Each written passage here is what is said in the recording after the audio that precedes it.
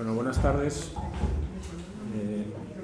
Para los que no me conocen, mi nombre es José Ramón Fernández Molina, soy arquitecto y miembro correspondiente del RIDEA. Les doy la bienvenida en nombre del Real Instituto y les agradezco su asistencia a esta tercera entrega del ciclo sobre la tradición disciplinar de la arquitectura en Asturias, de la que soy coordinador. El ciclo, voy a extenderme brevísimamente en las dos ponencias anteriores para poder enlazar con la de hoy, sobre todo para los que no pudieron asistir. El ciclo comenzó el pasado 28 de octubre y hasta ahora llevamos desarrolladas dos ponencias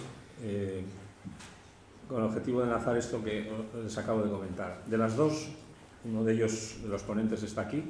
De los dos destacaré el alto rigor cultural de las mismas. Valentín Arrieta Verdasco, que es quien nos acompaña, nos situó la producción arquitectónica desde los albores del Reino de Asturias, deteniéndose en los ejemplos mayores y con una mirada experta, focalizada en la arquitectura y su diversidad tipológica, yendo más allá de la producción áulica a la que estamos acostumbrados, ¿no?, en cuanto al prerrománico y en fin, el despliegue edilicio de lo que fue el Reino de Asturias, acercándonos también a lo popular, entre otros ámbitos.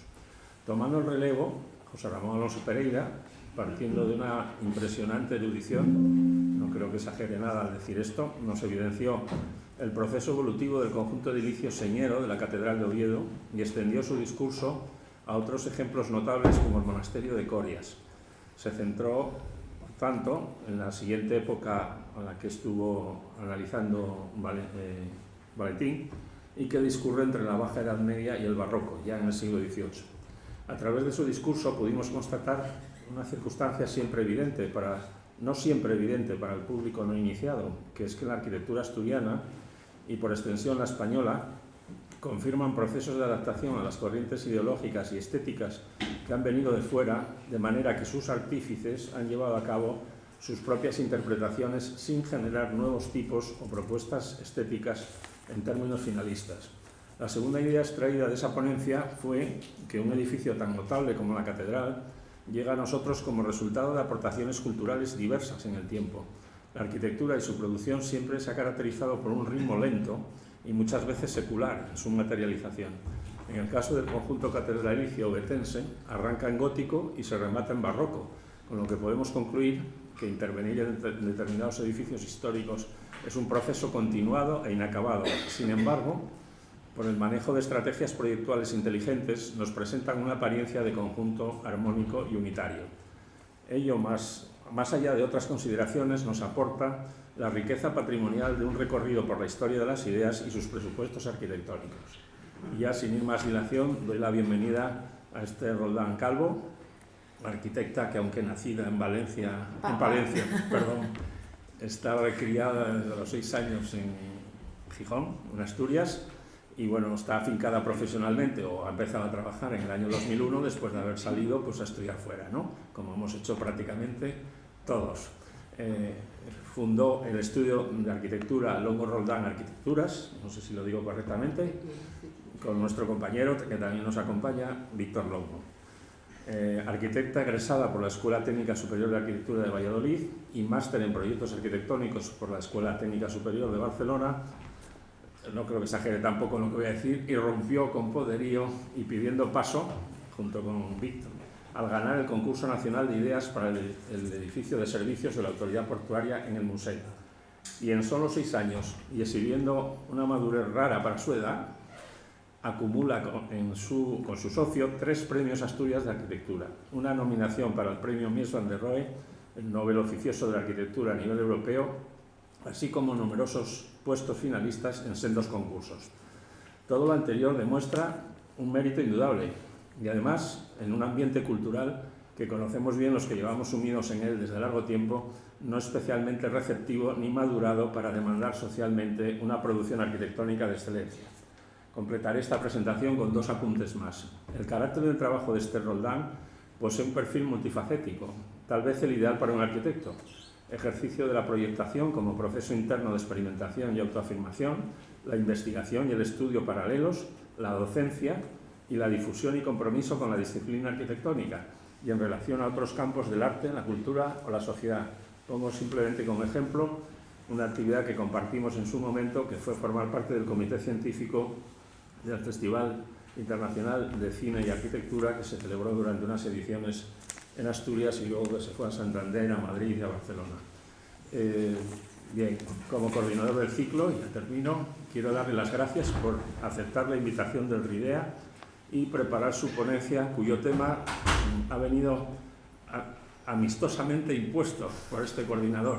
Sé de esa dificultad añadida cuando se plantea, como es el caso, con un alto grado de autosuficiencia por parte de Esther. Por lo tanto, te doy la bienvenida de nuevo y tienes la palabra. Muchas gracias. ¿Se oye bien, no? ¿Suficientemente bien? Bueno, buenas tardes a todos, a todas, y muchas gracias por asistir a esta nueva sesión del ciclo La tradición disciplinar de la arquitectura en Asturias, programado en el Real Instituto de Estudios Asturianos, en el Salón de Actos nos encontramos hoy, y organizado y coordinado por nuestro compañero José Ramón Fernández Molina, miembro correspondiente de este Real Instituto. Tengo que agradecer sin duda a José Ramón el haber contado conmigo para participar en este ciclo y sobre todo agradecerle su confianza, una confianza casi ciega la que ha depositado en mí.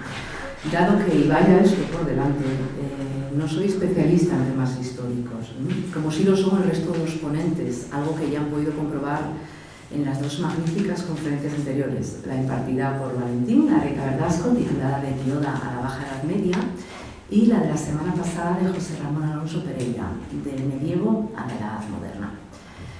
Pero lo que sí soy, como decía José Ramón, es arquitecta.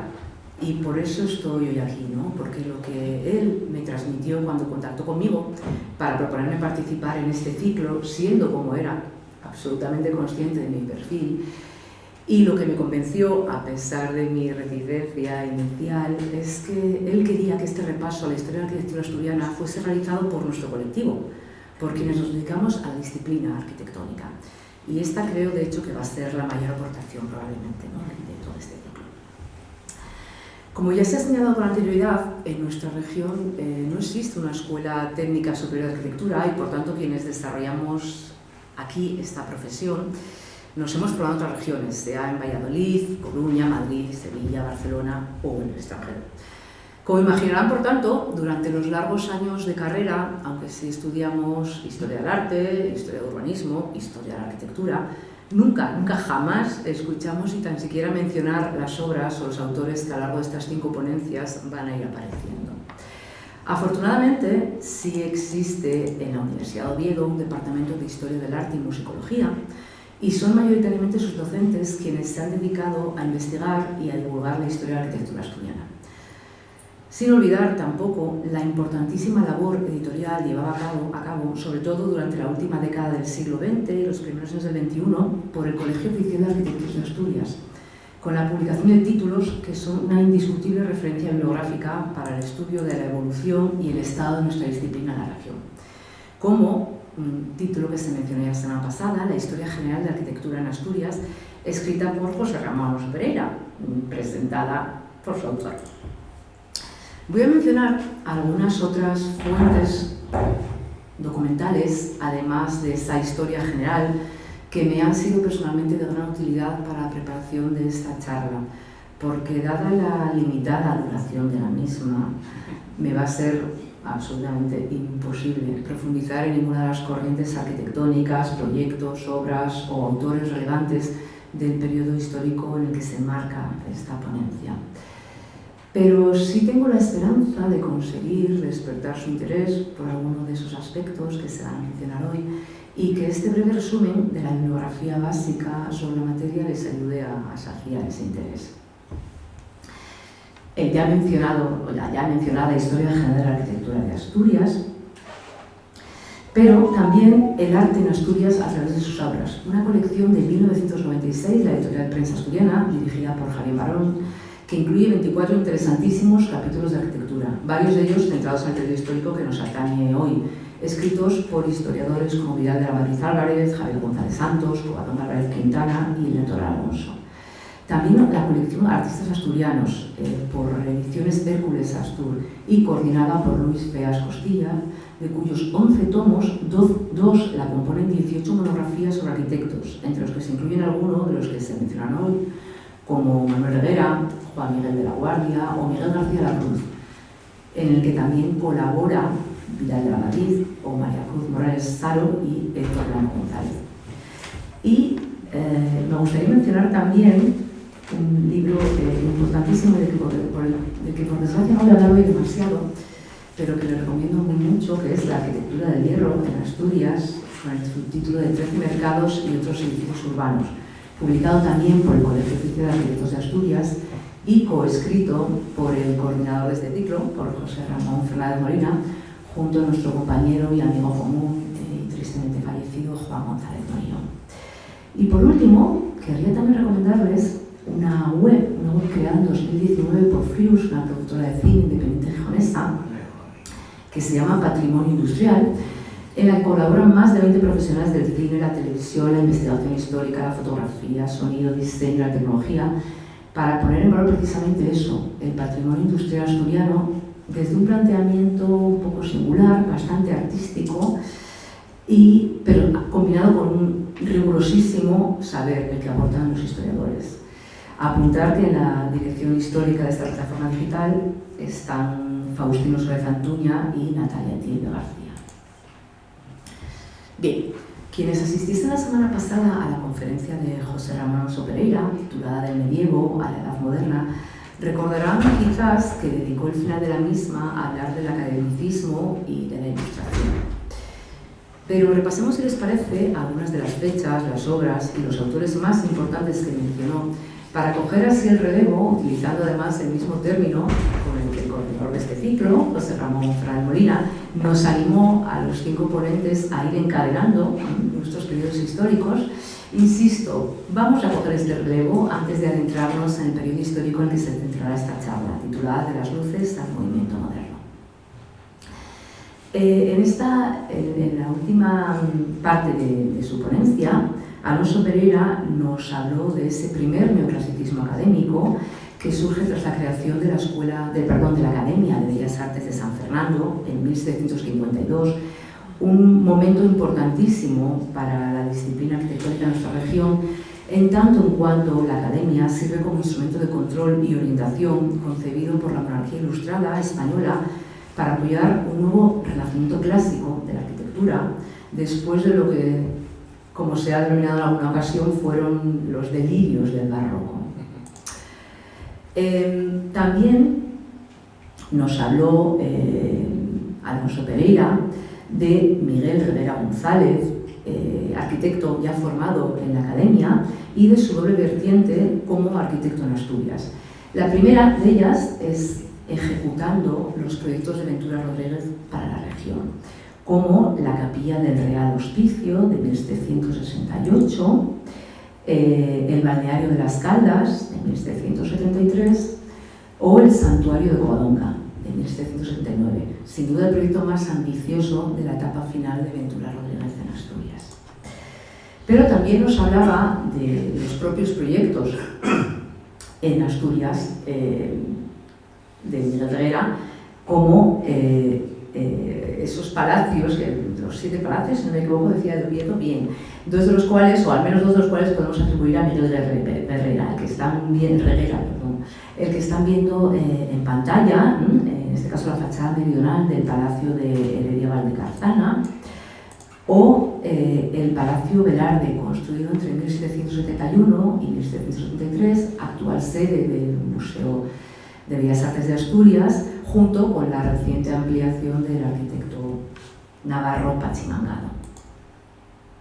Y acababa su ponencia, bien, si se va uno, se van los dos, acababa su ponencia José Ramón Alonso Pereira con ese momento de plenitud neoclásica en Asturias, ¿no?, que se alcanza con la siguiente generación de arquitectos, entre los que destacó a Juan de Villanueva, obviamente, que aunque nacido en la corte, era hijo del artista académico homónimo de origen asturiano y que será la persona de confianza escogida por jovellanos para llevar a cabo el Real Instituto de Náutica y Mineralogía de Gijón, actual Centro de Cultura Antiguo Instituto, y del que probablemente vuelvan a escuchar hablar en la última conferencia de este ciclo, la dedicada a la arquitectura asturiana de los años 70 hasta la actualidad, dado que este edificio fue rehabilitado a principios de los años 90 por dos compañeros arquitectos nuestros, con los cuales se encuentran aquí, gracias, por Cosme Cuenca y Jorge Vial. Bien, también nos habla de los Pruneda, esa dinastía de arquitectos neoclásicos fundada por Juan Pruneda Nava, encargada de la reforma y ampliación del Ayuntamiento de Oviedo en 1780, así como del diseño y la ejecución de la plaza porticada del Fontán, proyectada ya muy a finales del siglo XVIII, en 1799, por encargo del Ayuntamiento de Oviedo, y que con esa traza sencilla, regular, viene, valga la redundancia, a regularizar el antiguo mercado ubicado allí desde finales del siglo XVI. Y si mi memoria no me falla, creo que acababa José Ramón Pereira con Miguel Ferro Cabeiro, uno de los mayores arquitectos del clasicismo gallego, que recibe en 1774 el encargo de reedificar el monasterio de Corias, para el que proyecta un enorme rectángulo de proporción casi áurea que superpone a la nueva, superponiendo esa nueva obra neoclásica a los pocos restos que se conservaban tras el incendio que devastó prácticamente al completo el monasterio. Y hasta aquí este recorrido del último periodo histórico que se trató en la anterior ponencia. Lo que cronológicamente nos deja en los albores de un nuevo siglo, el siglo XIX, que debería ser, por tanto, nuestro punto de partida para continuar con este recorrido por la tradición disciplinar de la arquitectura en Asturias. Sin embargo, es un momento histórico este de las primeras décadas del siglo XIX, marcado por unas fuertes convulsiones políticas en España. Además, la guerra de independencia y, por tanto, la emancipación americana han dejado al país muy limitado en sus recursos, tanto humanos como materiales, lo que inevitablemente condujo a una fuerte reducción de la actividad edilicia. Se suma además que la nobleza y el clero, los principales promotores de la arquitectura asturiana durante todo ese siglo XVIII, estaban como aletargados en ese contexto político tan convulso, ¿no?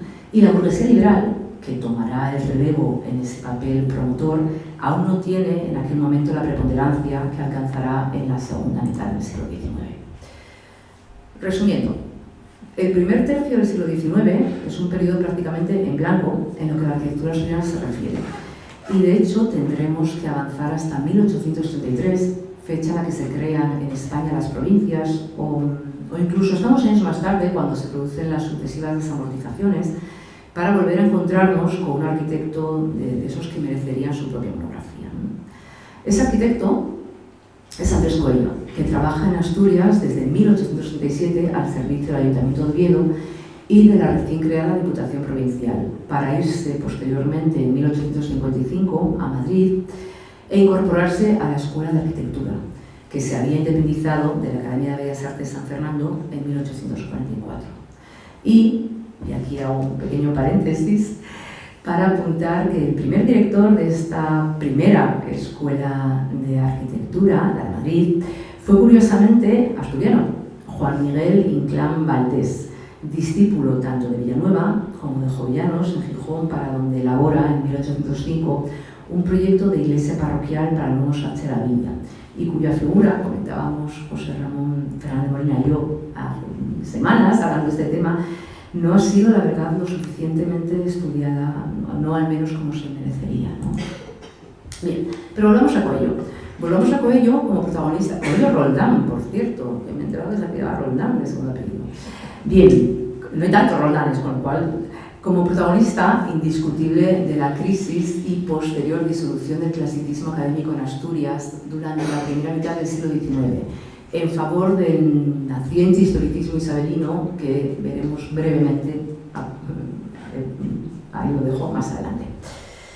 Aunque trabaja en servicio del Ayuntamiento de Oviedo entre 1837 y 1855, la desamortización provocó en esta ciudad que los principales edificios administrativos se ubicasen en esos antiguos conventos ya desamortizados, por lo que la verdad es que Coello apenas construyó obra de nueva planta aquí en Oviedo.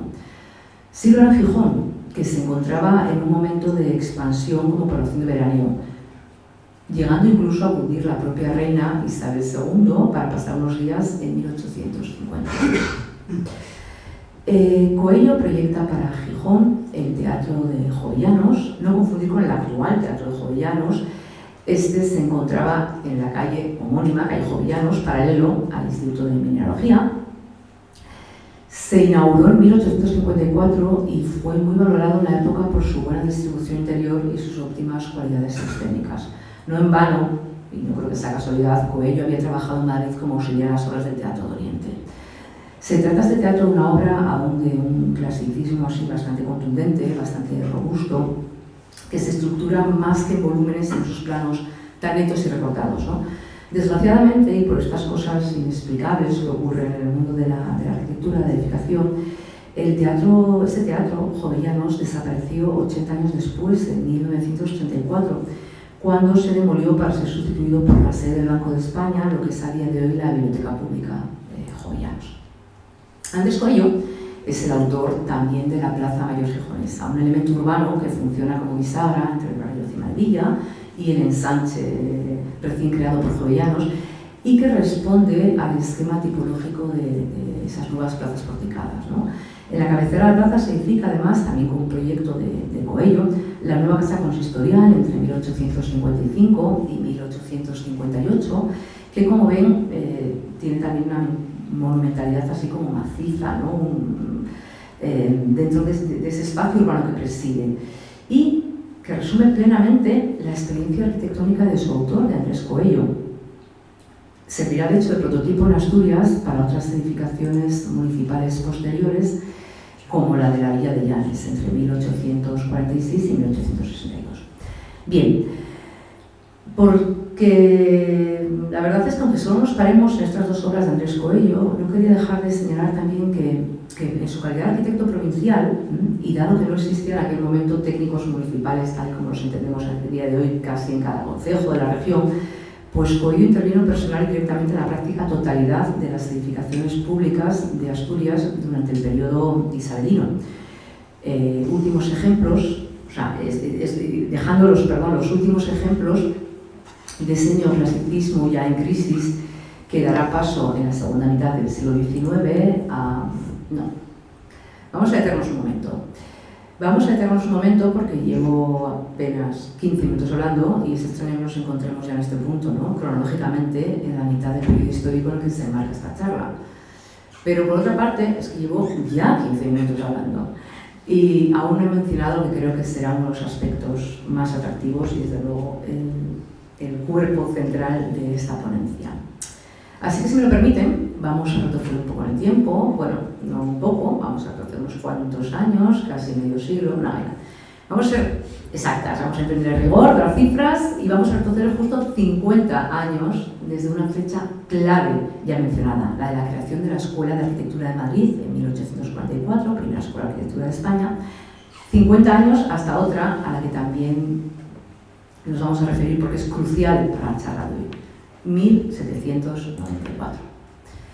No tengo que explicar por qué, ¿no? 1794 es el año en que se traslada desde Guipúzcoa a Asturias la Real Fábrica de Armas, momento que podríamos considerar el inicio de la industrialización en nuestra región. Y con esa industrialización, el patrimonio edilicio se enriquece con la incorporación de una tercera categoría, la de la arquitectura industrial, que desde entonces coexiste con la arquitectura culta, la que mayoritariamente hemos visto hasta ahora en este ciclo, y con la popular, a la que por desgracia aún a día de hoy no se da el valor que merece, pero que mis dos compañeros Valentín y José Ramón sí han mencionado, con lo cual nos da un poco de esperanza el saber que ya empieza a considerarse como algo de valor, ¿no? Bien. Pero es que tampoco la arquitectura industrial ha recibido hasta fechas recientes la atención que debería, siendo, como es en Asturias, y creo que estarán de acuerdo conmigo, uno de los patrimonios más singulares y valiosos. Pero vamos a situarnos históricamente con algunos datos y fechas relevantes porque aunque desde finales del siglo XVIII se tiene conocimiento de la existencia de carbón y otros minerales en la región y de hecho ya empiezan a explotarse a pequeña escala algunos yacimientos y como hemos mencionado se suele fechar el inicio de la revolución industrial en Asturias en 1794 con la creación de la fábrica de municiones Rubia y también la fábrica de armas en Oviedo. La realidad es que la carencia de infraestructuras, de capital y de mano de obra provoca que durante las primeras décadas del siglo XIX el desarrollo industrial en la región sea aún muy lento. De hecho, ambas fábricas cierran en 1808 y aunque la de Oviedo reabra 4 años después, en 1812, habrá que esperar hasta 1844 para que lo haga también la de Trubia. Entre tanto, alguna otra fecha. En 1833 se constituye la Real Compañía Asturiana de Minas y Carbón, obteniendo la explotación de concesiones subyeras en Arnao y Santa María del Mar, en Avilés. En 1938 se funda la Sociedad Minas de Carbón de Silvio Andreu y se tramita la construcción de la carretera carbonera que unía Gijón con esa localidad. Y en 1842 se inaugura a su vez la carretera carbonera entre Sama y el puerto de Gijón. Y a partir de ese momento y hasta principios del siglo XX, el proceso industrial sufre una fortísima aceleración en Asturias, con la mecanización de las explotaciones mineras, la creación de las principales empresas siderúrgicas, como Duro Felguera o la fábrica de Mieres, la ampliación y acondicionamiento de los principales puertos marítimos, el de Gijón, Avilés o San Esteban de Pravia, y el desarrollo de una red de ferrocarriles para conectar esos tres nodos, ¿no? Las explotaciones mineras, las fábricas y los puertos. El impacto de esta aceleración industrial en Asturias tiene obviamente su repercusión en la arquitectura de la época. Y no solo por el surgimiento de esta tercera categoría, la de la arquitectura industrial, que viene a sumarse a las ya existentes, la cultura popular, y que se materializará en las instalaciones y los poblados mineros, en los conjuntos fabriles, en las infraestructuras, sino porque, como bien sabrán, los inicios de la revolución industrial son en nuestra región la causa y realmente también el efecto de la revolución social que se produce paralelamente en esa época. Una revolución que provocará el florecimiento de una nueva burguesía liberal, impulsora y beneficiaria de todo ese proceso de industrialización. Y esta burguesía es también la responsable de una actividad edilicia a finales del siglo XIX sin precedentes en Asturias, que transforma urbanísticamente las ciudades y crea nuevas tipologías arquitectónicas, como veremos al final de la charla. Una vez establecido el contexto histórico, económico, social, empecemos a hablar de arquitectura industrial y empezaremos, como no podía ser de otra manera, por la fábrica de armas de Trubia y por la población que surge vinculada a ella. Testimonios ambas excepcionales de la evolución de la arquitectura industrial en Asturias desde su creación a finales del siglo XVIII hasta convertirse en un gran complejo industrial a lo largo del siglo XIX y principios del XX. Es además el conjunto edificado a estas características más temprano, mejor conservado y, no sé si decir desgraciadamente, aún en activo en la región. La diversidad y densidad de tipologías arquitectónicas que aparecen en Trubia reflejan tanto los cambios en las técnicas constructivas como las nuevas demandas sociales y productivas de cada época. Vamos a detenernos brevemente en cada una de ellas. La primera etapa de la fábrica de armas de Trubia discurre entre su fundación en 1794 y el cierre en 1808 debido a la invasión napoleónica. En esta fase inicial, la fábrica seguía el modelo de fábrica poblada autosuficiente, integrando todas las instalaciones necesarias para la producción, así como el alojamiento y equipamientos sociales para los trabajadores. El recinto original ocupaba la margen izquierda del río Trubia e incluía hornos alimentados con carbón vegetal, talleres y fraguas, capilla, viviendas para los trabajadores y oficiales y pequeños huertos familiares. Estas construcciones originales desaparecieron en las sucesivas reformas posteriores, pero establecieron ya las bases del modelo organizativo y arquitectónico que sería ampliado en los siglos posteriores. Tras un largo periodo en actividad, como decíamos, en 1844 la fábrica reabre sus puertas bajo la dirección del coronel Francisco de Lorza, quien inicia un proceso de ampliación y modernización que transformará el complejo. Esta etapa se caracteriza por una significativa expansión territorial y por la incorporación de nuevos edificios fabriles, residenciales y también dotacionales, ¿no? Como son los cuarteles para operarios, pabellones para oficiales, el Palacio Casal del Director, un cementerio, cantina, varias alamedas. Se mantiene así el modelo mixto de fábrica y poblado y se crea un asentamiento que combina la actividad industrial con la vida cotidiana de los trabajadores y que se inspiró, sin duda, en modelos europeos de fábricas de armamentos para dotar a las nuevas edificaciones de un estilo que combinaba funcionalidad sin dejar de lado un cierto grado de monumentalidad. Del patrimonio estrictamente fabril de esta etapa únicamente se conserva el magnífico taller de artillería construido a finales de la década de los 40 y en la margen opuesta del río Trubia, las 3 hileras de casas del barrio de Ginebra. El taller de artillería estaba flanqueado por el bautizado como Príncipe Alfonso al este y por la Fundación de Cañones al oeste. Por ser esta una terra especializada en la fabricación de armamento pesado, por su ubicación al borde de la carretera y porque simbólicamente representaba la prosperidad de esa industria armamentística, se dotó a estas 3 edificaciones de un cierto carácter, como decía, monumental, ¿no? Como vemos en la fotografía, con esas fachadas con arcos de medio punto, sillas de piedra y otros elementos clásicos como los frontones de remate. Tras el cese de Francisco de Lorza en 1863, el complejo de Trubia vive otros 2 periodos de expansión. El primero de ellos, entre 1869 y 1891, cuando se llevaron a cabo reformas para modernizar las instalaciones y adecuarlas a las innovaciones en la producción de artillería de mediados del siglo, lo que requería la construcción de nuevos talleres y la instalación de hornos de acero Siemens para la metalurgia del acero. Se construyeron además en esa época 2 nuevos talleres. El taller de acero y gran forja, tremendamente innovador para la época por su estructura de hierro y los grandes paños de vidrio, y el taller de montajes, construido en cambio en fábrica de río de pisto. Ambos talleres reflejan claramente un funcionalismo industrial con sus amplias naves de techos elevados y los grandes ventanales que permitían una buena ventilación y la entrada de luz natural.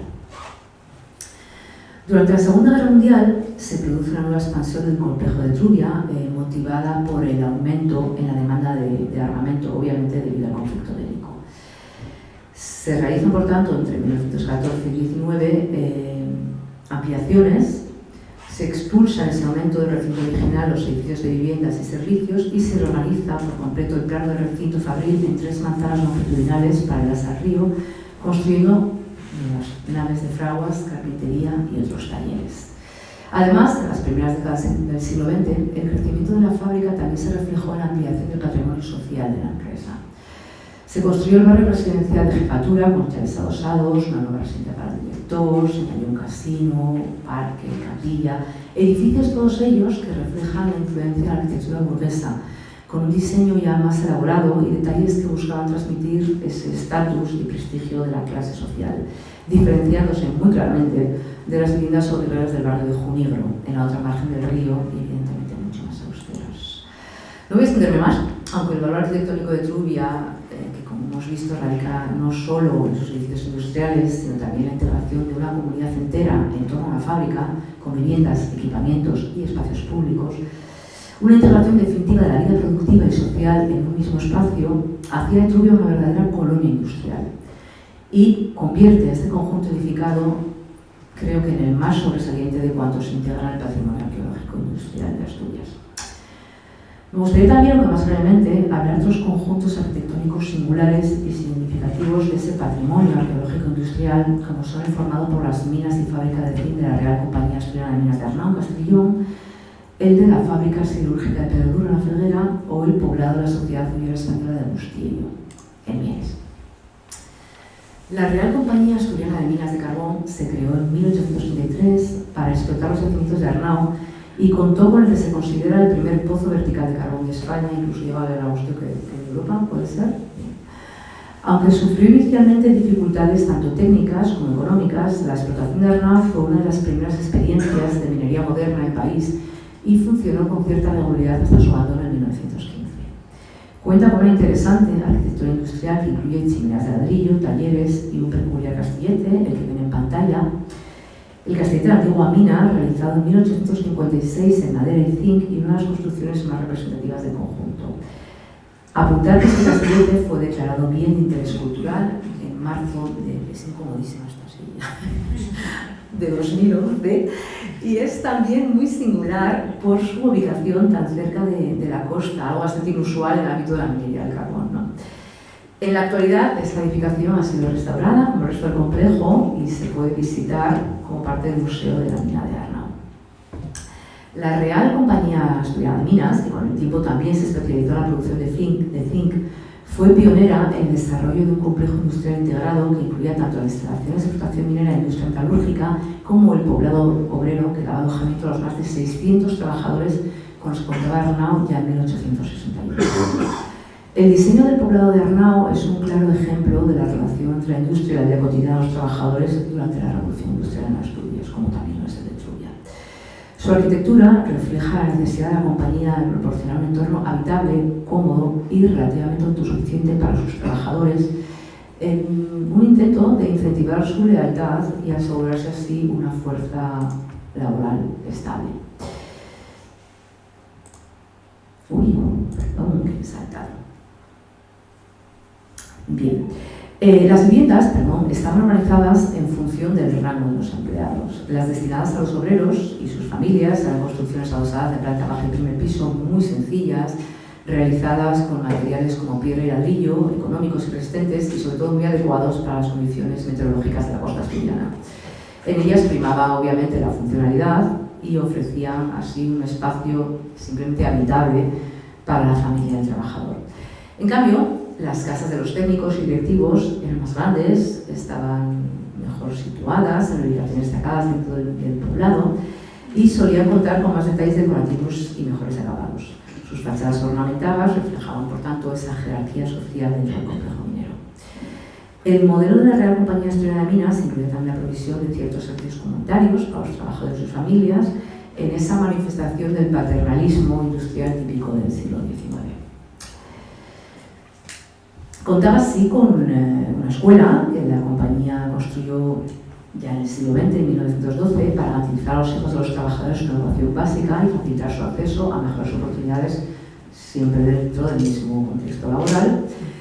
Un casino obrero, donde se ubica actualmente el Centro de Interpretaciones del Museo de la Mina de Arnao, pero que en aquel momento era un centro social para el ocio de los trabajadores y sus familias, que servía como lugar de encuentro y recreo y contribuía una vez más a fomentar ese sentido de comunidad dentro del poblado. Y por último, como no, la iglesia o todos los equipamientos del poblado, cumpliendo tanto una función religiosa como social, ¿no? Reforzando una vez más la sensación de comunidad, pertenencia, bla, bla, bla. En comparación con los asentamientos industriales, como el de Trubia, el de Arnao es bastante más compacto y homogéneo, por estar enfocado a la minería y a la relación de zinc, mientras que en Trubia se desarrolló una arquitectura, como mencionábamos, un poquito más monumental a pesar de ser industrial, precisamente porque estaba destinada a la industria armamentística y, bueno, además su organización podemos decir que era un poquito más diversa. Me gustaría hablar también, voy a intentar que sea brevemente, de la fábrica siderúrgica de Pedro Duro, en La Froguera, cuyas obras dieron comienzo en 1856. Era en realidad un complejo fabril que albergaba diferentes tipos de construcciones: altos hornos, talleres de forja, de segunda fusión y laminación, hornos de coque, además de todas estas edificaciones auxiliares, ¿no? Almacenes, laboratorios, oficinas y las viviendas, tanto para los obreros como para el director, una capilla. Convivían, por tanto, una vez más, construcciones destinadas a actividades muy diferentes, lo que se refleja en las diferentes tipologías edilicias. En este caso predominan, sin embargo, las naves de desarrollo longitudinal, realizadas en mampostería de piedra o fábrica de ladrillo, abiertas al exterior mediante anchos vanos bajo arco y con cubierta ya a dos aguas, pero ya de estructura metálica y rematada por un linterno corrido que servía para ventilar e iluminar los locales. Estos espacios se adaptaban, por tanto, a la naturaleza del trabajo, generando esos grandes volúmenes de mercancía para las mercancías pesadas y permitían ciertas modificaciones o alteraciones sin necesidad de sustituir sistemáticamente los edificios. En cuanto al poblado obrero, desde sus inicios la fábrica contó con algunas viviendas tipo cuartel para los obreros, también muy sencillas, construidas en ladrillo y ubicadas cerca de la carretera carbonera y al lado de la vivienda del director. En 1871 ya había 83 habitaciones para obreros y empleados, pero la verdad es que en este caso con esto no cubrían ni de lejos la necesidad de alojamiento de toda la plantilla, que ya rondaba las 930 personas. La fábrica también mostró, como no podía ser de otra manera, interés por la educación obrera tanto de niños como de adultos, haciendo de turnos. Los niños iban por la mañana, los adultos iban por la noche, y creó 2 escuelas en esa misma época. Voy a hablar, por último, en la tipología de los poblados obreros, del de Bustiello, en Mieres, promovido por la Sociedad Obrera Española entre los años 1890 y 1930, uno de los poblados obreros mejor conservados de Asturias y otro destacado exponente, como el de Arnao, de esas políticas sociales desarrolladas por las empresas en la época en clave paternalista. La Sociedad Obrera Española utilizó todos los medios al alcance para hacer del poblado de Bustiello un microuniverso autosuficiente, convenientemente aislado de su entorno, protegido de influencias externas, no se fuesen a contaminar por los aires políticos revolucionarios, y en el que poder ejercer un completo control sobre los trabajadores y sus familias, siguiendo una estrategia empresarial que podríamos enmarcar en algo así como un neocatolicismo conservador. Bien, su planificación corrió a cargo del ingeniero de origen francés Félix Parent, director de la Sociedad Obrera, que intentó materializar ese escenario idílico, podría ser un poco el de la película El show de Truman, escenario para la vida de sus obreros ejemplares y sus familias, cuyo esfuerzo, lealtad y compromiso con la empresa pues, se veían así recompensados con una cierta calidad de vida. El poblado de Bustiello sigue un trazado muy racional, con una organización inspirada en el modelo de ciudad-jardín, y aunque presenta diferentes tipos de vivienda, sin una jerarquización, como no, en función de la categoría sociolaboral de los pobladores, la tipología dominante en este caso es la de casa pareada, rodeada de un pequeño huerto, con el paso del tiempo quizás jardín, copiando experiencias similares llevadas a cabo en Europa, como podría ser la de Mulaos en la Alsacia francesa. Al igual que el resto de los poblados obreros que hemos visto, el de Bustiello también fue dotado de otras edificaciones como las escuelas para niños y niñas, el sanatorio, el economato, la farmacia y un círculo obrero católico para controlar no solo la educación y la sanidad, sino también el ocio de los trabajadores y sus familias. Mención especial en el poblado de Bustiello merece como dotación la iglesia, una monumental, estamos hablando de la escala de un poblado, basílica de estilo historicista, que constituye el epicentro del conjunto del poblado de Bustiello, construida entre 1890 y 1894, y según se dice también siguiendo las trazas de un proyecto del ingeniero y director de la empresa Félix Parent. Bien, una vez destacada la importancia de las instalaciones fabriles y los poblados que hemos visto, voy a beber un poco de agua, una vez señalado eso. Habiendo remarcado que por su singularidad edificatoria, así como por su carácter simbólico de la Revolución Industrial Asturiana, son claves y son importantísimos para entender la historia de la arquitectura industrial en Asturias, me gustaría referirme también a una tipología arquitectónica que ha sido en ocasiones denominada los castillos de la industria, creo que esto es una expresión, un término adoptado del francés. En cualquier caso, que engloba a esos edificios con una función y uso específicamente industrial. En general, aunque hay excepciones, sin manifestar demasiada preocupación estilística y, sin embargo, ciertamente interesantes por su simplicidad formal y su racionalidad constructiva. Entre ellos destaca sin duda la fábrica de sidra El Gaitero, en Villaviciosa, construida en sucesivas fases a partir de 1896, cuando la empresa Valle, Ballena y Fernández decide trasladar el establecimiento original fuera del casco antiguo donde se encontraba desde su fundación. La empresa levantará su fábrica en un pórreo terreno agarrado a la ría, similar a los polder neerlandeses, donde sigue produciendo a día de hoy. Debido a su buena localización sobre la carretera nacional que vertebra la costa asturiana y con la posibilidad además de dar salida a su producción mediante un muelle propio, la fábrica del Gaitero irá ganando entidad, llegando a producir sus propias botellas a partir de 1915, cuyo testimonio es la chimenea de ladrillo, un auténtico icono ya de esta planta fabril. Completan este conjunto las naves de recepción, de tratamiento, de almacenamiento y el edificio de oficinas de 1900, cuya fachada presenta un cuidadísimo tratamiento material, al ir alternando mampostería lucida, sillería en las esquinas y ladrillo visto en los encintados de los vanos. Por lo demás, las instalaciones de la fábrica El Gaitero eran de una gran sencillez, utilizándose el modelo de naves corridas, unidas entre sí, simulando una estructura basilical, algo bastante típico en la época, pero todo ello realizado con una gran sobriedad y economía de medios. Sigue activa, como les decía, la fábrica de El Gaitero en la actualidad, y además es que es bastante ejemplar el respeto que muestra esta empresa por el patrimonio edilicio de la marca. Pueden visitarla, en concreto este edificio que vemos en pantalla, el edificio administrativo, aloja la colección permanente de la empresa.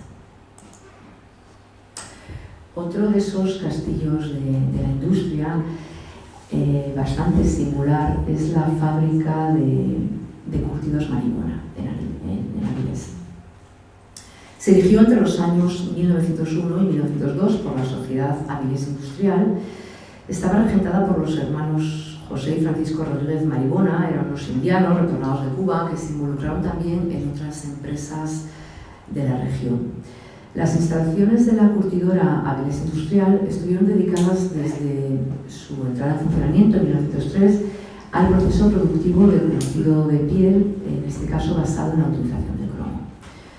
El conjunto arquitectónico de la fábrica de curtidos Maribona está constituido, como ven en este grabado antiguo, por 3 grandes naves de planta rectangular, unidas entre sí por galerías de hierro y cristal, naves entre las que sobresale en cuanto a dimensiones y por su tratamiento, por el contraste en el centro, además del complejo,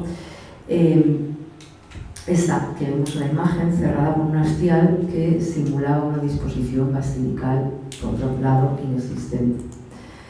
La fábrica de curtidos de Maribona sorprende no solo por sus características técnicas, por esa utilización del hierro y del vidrio, sino también por su estética de inspiración historicista, en concreto neorromántica, algo poco habitual en Asturias en edificios industriales. Resulta especialmente destacable ese juego cromático que podemos apreciar en la imagen, que introduce el despiece de dovelas de ladrillo rojo alternando con piedra y que de forma reiterada se va apareciendo en los vanos y en las esquinas del complejo. Con la quiebra de la banca Maribona se inició el declive de la actividad fabril y tras años de inactividad las instalaciones fueron adquiridas por el Ayuntamiento de Avilés en la década de 1980. Este es otro ejemplo de edificio, como veíamos en la fábrica de Arnau o en parte en la de El Gaitero, de edificio que sí que ha sido valorado, que sí que ha sido preservado. En este caso, como les decía, es adquirido por el Ayuntamiento de Avilés en la década de los 80 y en 1978, siguiendo un proyecto elaborado por el equipo de arquitectos integrado por Fernando Lanclares, por Miguel Ruiz, por Jesús Menéndez y por Juan González Morillón, todos ellos compañeros nuestros, pues el conjunto fue objeto de una rehabilitación integral y acondicionamiento para funcionar como lo que sigue siendo a día de hoy, ¿no? Un semillero de empresas.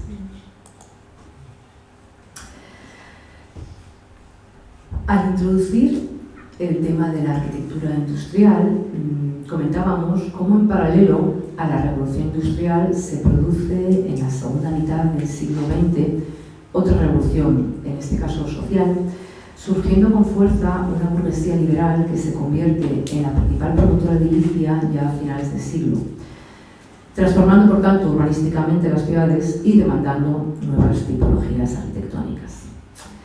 Aunque acogiéndome a esa libertad de cátedra que tan generosamente nos concedió el coordinador de este ciclo y miembro correspondiente de la idea, José Ramón Fernández Molina, he decidido, siguiendo además el ejemplo del ponente anterior, José Ramón Ostereira, que se centró en su charla esencialmente en una obra, en la Catedral de Oviedo, dándonos una lección absolutamente magistral sobre la misma, yo lo he hecho, como han podido ver, en arquitectura industrial, por considerarlo uno de los patrimonios arquitectónicos más singulares y valiosos de nuestra región y que, aunque ya hay una tremenda sensibilidad, al menos dentro de nuestro mundo, ¿no?, del mundo profesional de aquellos que nos dedicamos a la disciplina arquitectónica, pero no solo, ya es posible visitar muchos de esos templos de la industria, muchos de esos poblados, muchos de esos complejos fabriles. Algunos se han reconvertido, y eso también daría lugar a una charla en sí mismo, en lugares de ocio y de turismo. Y bueno, no voy a seguir por este tema que daría para mucho, pero no quisiera acabar hoy esta ponencia sin mencionar muy brevemente algunas de las fechas de las obras, de los autores que marcarán el final del siglo XIX y principios del XX de la disciplina arquitectónica en esta región, confiando en que el siguiente ponente, al que vamos a poder escuchar la próxima semana, Antón Capitel, coja ese testigo, le dé relevo y explique bien y en profundidad todo lo que va a ocurrir en nuestra región en el siglo XX. No en el siglo XX, sino hasta 1970.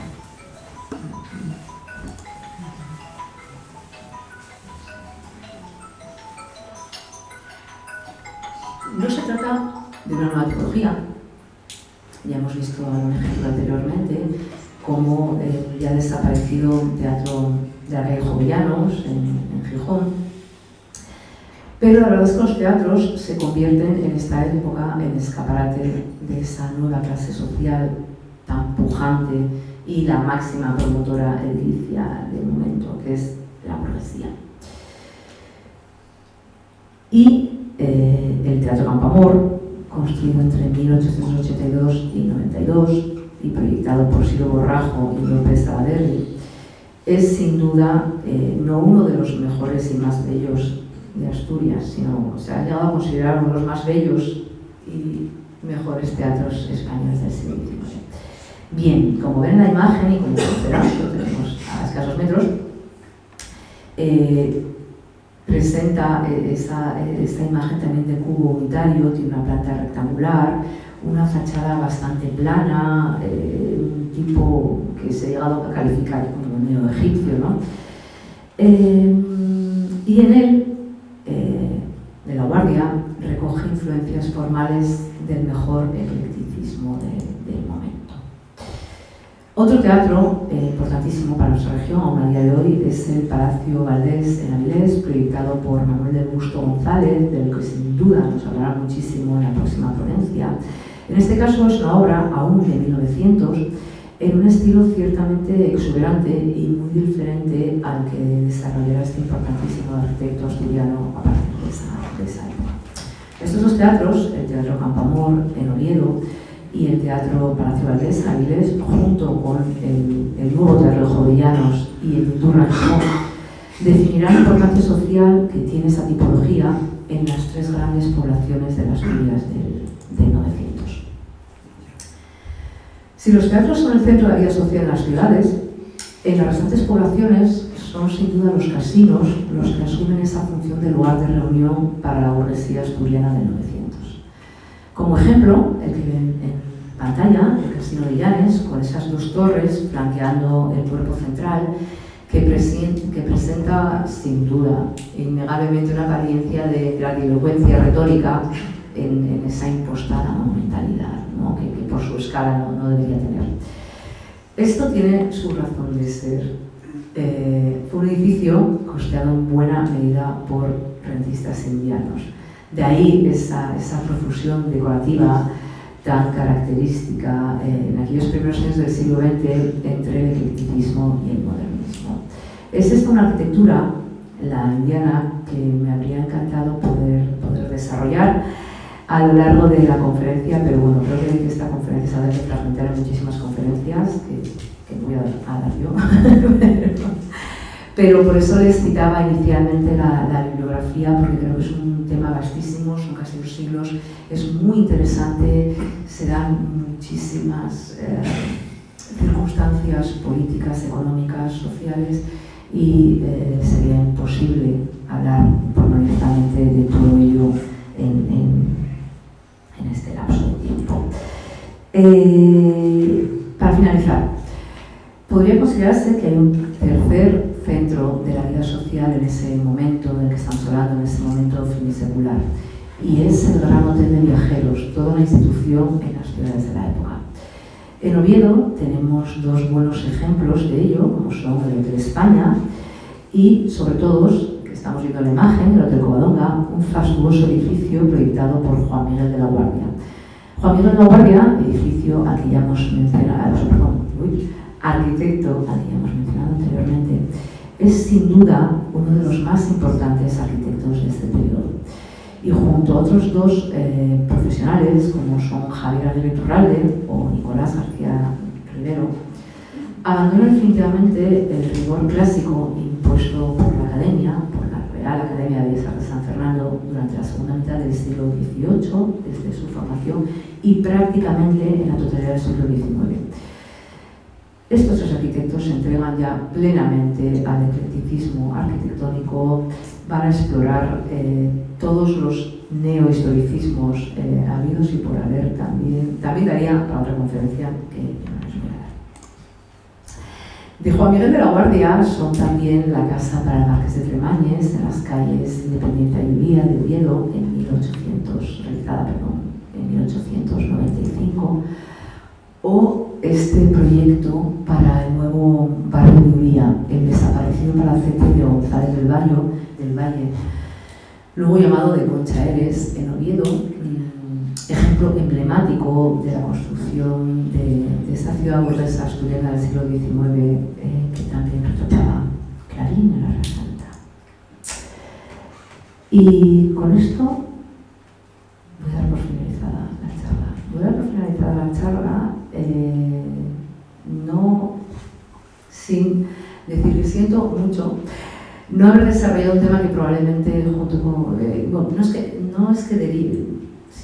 sea tan, es que un tema que deriva, que entronca, que es hermano del de la arquitectura industrial y el patrimonio arqueológico que está en Asturias, que es el de la arquitectura del hierro. No me he atrevido a profundizar en él, esencialmente porque tenemos aquí al autor del libro, junto con Juan González Morillón, libro que recomiendo mucho, no solo porque habla de cómo esa industria metalúrgica que surge en Asturias en la segunda mitad del siglo XIX va a generar nuevas tipologías arquitectónicas, pero también va a posibilitar la utilización de un material que va a ser fundamental para la arquitectura en las próximas décadas, como es el hierro. El hierro no solo como elemento estructural, sino también como material, si se me permite la expresión, decorativo, de ornamento, que también va a posibilitar que aparezcan unas nuevas tipologías edificatorias, como son los mercados, esos 13 mercados de los que habla esencialmente este libro de la arquitectura del hierro en Asturias, y otros edificios urbanos, como los templetes de música. Me habría encantado hablar también de esa arquitectura desaparecida, de los cines Otulia, en Gijón, pero creo que ya ha sido suficiente y lo vamos a dejar aquí. Muchas gracias.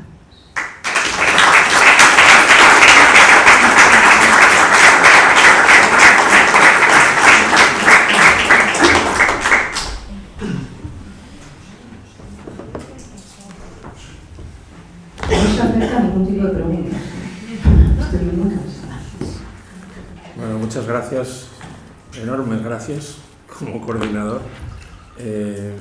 Quiero subrayar dos aspectos. Cuando he presentado antes a Esther, he hablado de sus méritos y de sus cualidades personales, pero se me olvidaron dos: la modestia y la disciplina intelectual a la hora de responder a este encargo, ¿no? Menos mal, como ha dicho ella, que no es una experta en historia, porque nos ha hecho una exhibición de carácter historiográfico absolutamente tremenda. Entonces, desde esa perspectiva, en fin, me siento feliz, obviamente, de haber contado con ella y sobre todo cómo ha respondido. Y dicho lo cual, me gustaría que alguien plantee alguna cuestión, si les parece oportuno. ¿No va a seguir el ciclo del siglo XX? Sí, claro, la siguiente ponencia, perdón, ya como he hablado un poco, voy a seguir hablando yo. No, Yo tenía que haber entrado en el siglo XX, podía haber entrado en el siglo XX. Lo que pasa es que teniendo en cuenta que la siguiente ponencia va a hablar solo hasta 1970 y ahora va a haber una quinta ponencia que va a hablar de 1970 hasta la actualidad, a mí hablar de 2 siglos me parecía exagerado. Y entonces creo que es mejor dejar los inicios del siglo XX, que en el fondo es cuando se gesta, o sea, es el Art Nouveau, el modernismo y se gesta el movimiento moderno, para que, como yo, igual que estoy yo cogiendo el relevo de la ponencia anterior y empezando no a finales del siglo XVIII, sino a mediados, con ese neoclasicismo, creo que Antón Capital, que además él sí es especialista, les va a hablar fantásticamente bien de toda la arquitectura del siglo XX, no, perdón, hasta 1970. Luego llegará nuestro quinto compañero, Rogelio, para hablar de esos últimos 55 años de historia de la arquitectura asturiana. Ya que no interviene nadie, voy a hacer un par de apuntes. La intención del ciclo, como creo que ya hemos comentado en varias ocasiones, es el conocimiento sobre algo que a los arquitectos nos interesa, que es nuestra disciplina, ¿no? Entonces, conocer lo propio, valorarlo, quererlo y si es bueno, pues ponerlo en valor y promover el interés social, me parece que es el objetivo principal de este ciclo, ¿no? Y desde una perspectiva que Esther ha apuntado, que es la mirada de los arquitectos. En otras ciudades o en otros ámbitos, pues la existencia dentro de la universidad correspondiente, de una escuela de arquitectura o un instituto universitario o algún centro dedicado a la investigación específica de la arquitectura desde su carácter disciplinar, pues ha generado siempre pues, un ambiente aparentemente o casi siempre positivo, ¿no? En cuanto a la cultura social. Aquí tal vez hace falta rellenar un cierto hueco. Y no queremos ser protagonistas de nada. Tú has insinuado hace un rato, como buen criterio, que ese trabajo lo ha suplido en la medida de que les ha parecido necesario y además han sido grandes aportaciones la Universidad de Oviedo a través de sus departamentos específicos. Y como profesionales de la arquitectura, evidentemente que estamos muy agradecidos y muy honrados por ello, ¿no? Lo que pasa que, bueno, nuestra profesión también tiene una obligación social de pedagogía, de orientación y de transmisión de aquello en lo que queremos. Entonces, eso es lo que nos toca, también. O sea, no solo ejercer la profesión desde el punto de vista proyectual, sino también aquello que sabemos y que la sociedad nos ha, no digo regalado, pero que nos ha hecho partícipes, que es nuestra formación universitaria, etcétera, la tenemos que devolver de alguna forma, ¿no?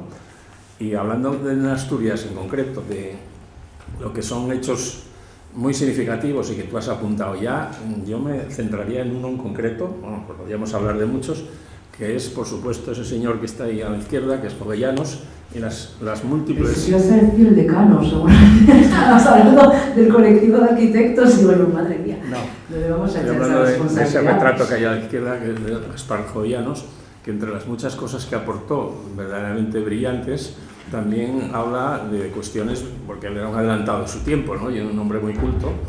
Pues, por ejemplo, tú has citado el plan de mejoras de Jovellanos en Gijón. El plan de mejoras, en la época en la que se plantea, es una pena que no tengamos ningún plano, ¿eh? Bueno, es que no lo puse, perdona, sí que tengo trillones de imágenes. No lo puse porque sí que fue unas cosas que se extendió un poquito la conferencia pasada, José Ramón, sí. Para ir a poner, de hecho acabó, no con corias, de hecho un poco aquí de teatralización, acabó con los planos de su libro, el de Jovellanos, y el ideal que había dibujado él, ¿no? Sí, es verdad. José Ramón hizo una interpretación, además haciendo una comparación con Edimburgo en concreto, y bueno, eso es una aportación de él que yo no conocía y me parece muy interesante. En el caso de Jovellanos sí merece la pena porque eso se conserva la memoria del plan de mejoras. Bueno, es que mira, es muy curioso porque esto que dices tú de la obligación que tú sientes, que yo siento, y por eso tantos años que nos conocemos y confluimos siempre, ¿no?, en este tipo de historias que se alejan un poquito de la práctica cotidiana, profesional. Hace años, para una cuña en un programa de televisión sobre Asturias de CAI, se llama algo así, me pidieron que se podía hablar muy brevemente sobre el origen de Gijón, ¿no?, sobre Cimadilla. Entonces, lo que les decía al principio, las personas que ejercemos arquitectura en Asturias no nos hemos formado en Asturias. Entonces, Valentín y yo, por ejemplo, que hemos estudiado en la Escuela de Arquitectura de Valladolid, nadie nos habló del plan de ensanche de Jovellanos, ¿no? Y eso que estudiamos bastante urbanismo, pero hablaban del plan de Cerdá, ¿no? Entonces, la realidad es que volvemos a trabajar en esta región y desconocemos la historia arquitectónica y urbanística de la región. Entonces, yo por algo tan anecdótico como tener que contarlo para un programa de la TPA, descubrí que 2 siglos antes del PERI de Cimadevilla, que establece que lo que era el Cerro Santa Catalina se convirtiese en un parque para la ciudad, es que 2 años antes, eso yo había dicho Jovellanos. Jovellanos, en su memoria, ya había especificado que ese momento, que ese cerro, que en aquel momento estaba en la ermita de Santa Catalina, que era el patrono de los balleneros, porque era un punto de avistamiento, que debería ser un parque urbano. Y hasta 2 siglos después, y es algo que en general desconocemos. No solo los ciudadanos y las ciudadanas, es que los arquitectos también lo desconocemos, ¿no? Entonces bueno, por eso organiza gente como José Ramón estos ciclos, para obligarnos a trabajar a sus compañeros y para que aprendamos. Subrayar lo que está diciendo Esther, que me faltaba por completar el argumento, es que Jovellanos, al ser un adelantado de su tiempo, si hablamos de los planes de ensanche mayores que hay en España, que es el de Barcelona, Madrid y San Sebastián, podríamos hablar de alguno más, como son los autores Cerdá, Castro y Cortázar, se manifiestan en la segunda mitad del siglo XIX, con el criterio higienista de mejora de la salud de las ciudades, de la gente, etc., sobre todo con la concentración urbana que supone la revolución industrial, que se genera la necesidad de ampliar la ciudad, de alguna manera. Bueno, pues el señorito Gaspar Llamazares, disculpa, Jovellanos, pues lo adelantó con una gran visión de la jugada, y eso, por ejemplo, es una de nuestras joyas de la cultura arquitectónica de Asturias, la urbanística en este caso, y yo creo que bien merece señalarlo. Y luego quería comentar algo más sobre la Real Compañía Asturiana de Minas, o belga, y su estrategia empresarial. Cuando ellos, en la época el primer tercio del siglo XIX, pues hay una estrategia del Estado de estimular pues determinadas concesiones mineras, etcétera, porque el país necesitaba combustible, etcétera, entre otras cosas para la Armada. Bueno, tengo que decir aquí que cuidadito con las fichas, porque tenemos a un súper especialista en Revolución Industrial Asturiana, que es Germán Ojeda, entre nuestras filas. Bueno, pero, o sea que espera. Yo, cuando lo he visto, me he cuadrado y voy a ver qué fecha voy a dar. Para eso estamos, para que nos corrija un profesor de la universidad, si procede, además, somos buenos amigos, seguro que lo hará, en fin, cuidadosamente, ¿no? Estaba hablando de la Real Compañía. Entonces, la Real Compañía se forma a partir de unos ingenieros belgas y de algunos liberales españoles que se tienen que exiliar en la época de Fernando VII. Entonces, bueno, de la necesidad de virtud, deciden pues plantear que bueno, que podemos volver a nuestra tierra con los amigos belgas, ingenieros. Se plantean una serie de estrategias de tipo empresarial, parece ser que es un lugar que nos puede interesar, España, y bueno, finalmente deciden ir a denunciar un coto minero, que es el de Castrillón, a entendernos, ¿no? Hay un plano muy bonito donde se describe todo esto, ¿no? Y bueno, empiezan a pinchar y a hacer la primera extracción vertical de pozo minero de carbón, yo creo que de España, y en un determinado momento, o sea, 20 años después, se encuentran con que ese carbón no tiene una capacidad calorífica apropiada para lo que ellos pretendían, que era pues la siderurgia del acero, etc. Y entonces, en un golpe de estos, que es muy meritorio para un empresario, de repente cambió completamente de criterio y me voy a montar una fábrica de zinc, que la montan, pues eso, 20 años o 30 después. Que el Castillete esté forrada la cubierta con zinc. A eso voy. Esa política, además, no acaba ahí, porque, bueno, además no se rinden en cuanto al proyecto primitivo y compran otro coto en la zona de Ciaño, que es el actual, el espacio minero que luego se desarrolló con gran potencia y patrimonial, como es el Pozo San Luis. eso también perteneció a la Real Compañía, que siguió con el fin, pero intentó rescatar de alguna manera su proyecto empresarial primitivo. Bueno, ya en los años finales del siglo XIX, yo no sé en qué momento, pero se cierra la mina porque se inunda. En 1915 he leído yo que fue cuando realmente se cerró. Bueno, pues en ese llevaba muchos años con muy poca actividad. En ese contexto, y bueno, y algo más adelante, convierte en la política de la empresa en cuanto al fin había que venderlo. Y entonces el catálogo de la empresa se convierte en un catálogo edilicio, es decir, que empiezan a aplicar el fin en la construcción de la edificación a mansalva, ¿no? Empezando por el pozo minero, que lo forran, ¿no? Y para eso fichan a un arquitecto vasco, que es Tomás Hacha. La conferencia tiene que haberle dado Zulaika. Dada él. No, voy a acabar. Le ha asignado el periodo histórico, tiene que haberle dado él. Que no, yo vengo a completar lo que acaba de decir ella y además voy a terminar ya. Es que es especialista en este periodo histórico. Pero lo que sí me llama la atención, por ejemplo, de esa actitud, que bueno, es muy inteligente, tú has puesto una foto del Palacio de Regencia, para entenderlos, ¿no? Que está en Arnao, ahí arriba. Yo bueno, estuve dentro de una temporada desarrollando el catálogo urbanístico de Castrillón, que ha quedado, por cierto, lamentablemente parado, y entre otras cosas me llama la atención que en esas fotos que has enseñado de las, digamos, recercos de las ventanas, emplearon el fin, o sea, parecen elementos ornamentales de fábrica, de piedra, etc. Pues no, están hechos moldeándolos como con zinc, cosa absolutamente sorprendente y heterodoxa, por cierto, ¿eh? Entonces, bueno, estos dos apuntes a modo de, si procede comentarlos así, a modo de relleno. Les animo a que lo visiten, porque más allá de lo que es el Museo de la Minería de Arnao, esta foto, por ejemplo, que ven, es la grabación de un videoclip para el 8M, del coro Alto Lleva, con el que canto. Y esta es la antigua fábrica, o sea, la casa del ingeniero, las antiguas escuelas se pueden visitar, es un sitio delicioso que yo no sé cómo sigue así todavía a día de hoy, ¿no? En estado de ruina. Bueno, sigue entre otras razones porque hay una continuidad empresarial, afortunadamente, ¿no?